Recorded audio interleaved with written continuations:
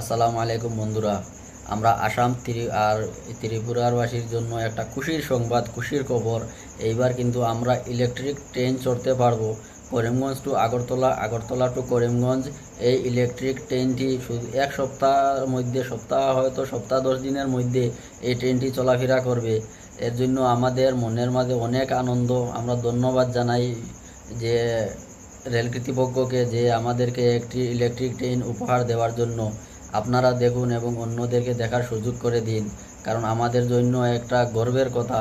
কারণ আমরা অনেক দিন পর আমাদের রাজ্যে ইলেকট্রিক ট্রেন এসেছে, এজন্য আমাদের অনেক খুশি। এইবার আমরা আগের থেকে আরও তাড়াতাড়ি আমরা চলাচল করতে পারবো আগরতলা থেকে করিমগঞ্জ পর্যন্ত।